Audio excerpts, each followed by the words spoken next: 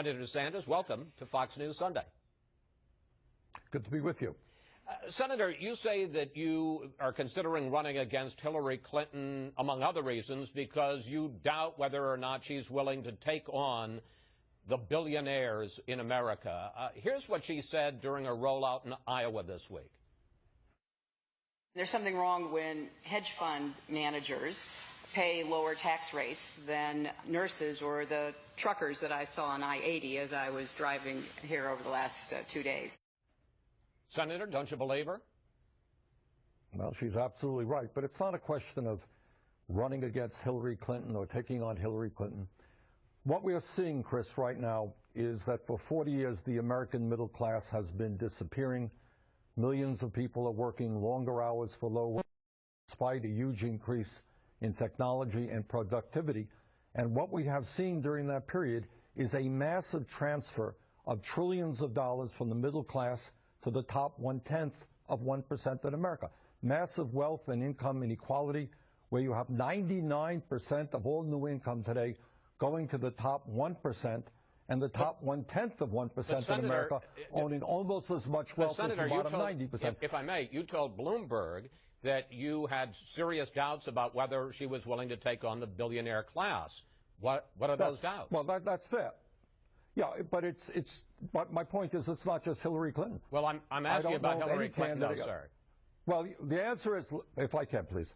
The answer is that I think that is the fight that we have to wage if we're going to save the middle class. And I do have doubts about whether Hillary Clinton or whether any Republican candidate out there is prepared to take on the big money interests who control so much of our economy and, as a result of Citizens United, our political process as well.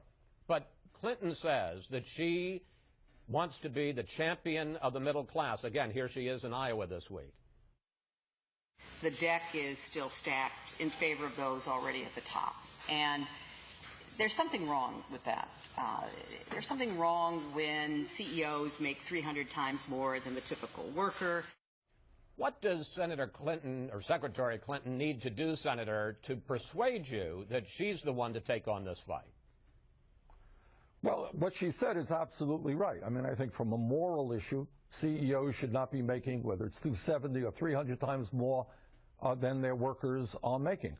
But what we need to do, Chris, is to understand that in America, if we're going to be successful in taking on the billionaire class, we need a strong national grassroots movement. And what the Secretary have to convince the American people is, in fact, based on her past record and her views today, that she is going to break up the major banks on Wall Street, that she is going to ask the wealthiest people in this country to start paying their fair share of taxes, that she's going to end the abomination of major corporations making billions of dollars, stashing their money in the Cayman Islands, and not paying a nickel in federal income tax. That, in fact, she is prepared to deal with our disastrous trade policies. Let me ask you about the trade policy, because back when she was Secretary of State, Clinton said she favored a trade deal with our 11 Pacific partners and fast-track authority to make that happen. That's something Congress is now considering. Now Secretary Clinton says she wants to wait and see. Is that an issue for you vis-a-vis Secretary Clinton? Oh, Chris, you're looking at a guy who was in the House and in the Senate, voted against all of these terrible trade agreements, NAFTA, CAFTA, permanent normal trade relations with China. As I'm sure you'll remember, all of the big money interests, and by the way, Republicans and Democrats, they say, oh, well, we're going to create all of these jobs by having a trade agreement with China. Well, the answer is they were wrong, wrong, wrong. Over the years, we have lost millions of decent-paying jobs.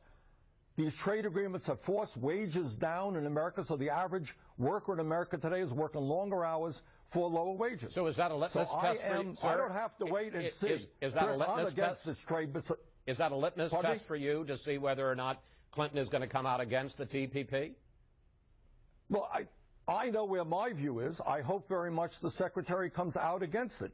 I think we do not need to send more jobs to low-wage countries. I think corporate America has got to start investing in this country and create decent-paying jobs here. Let me talk to you about Bernie Sanders now, not Hillary Clinton. You call yourself a Democrat socialist, and one of the things that you favor is a single-payer healthcare system, but that has, in effect, fizzled in your own state of Vermont, and I want to talk about why.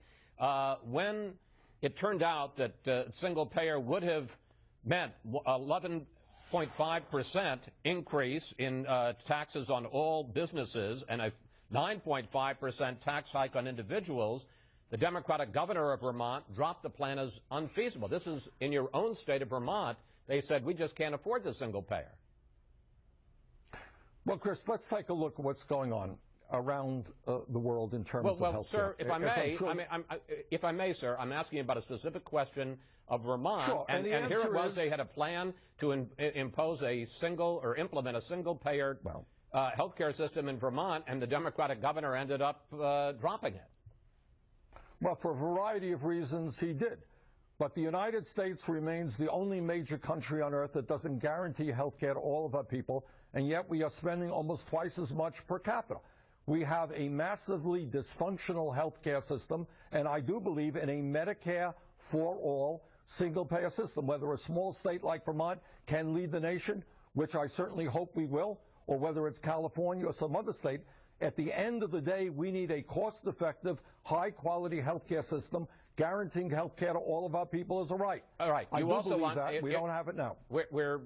I want to get as much as we can into this, sir. You also want a 50% cut in military spending at a time when ISIS and Al-Qaeda are on the march. What percent cut, Chris? 50. I'm sorry, no, I don't.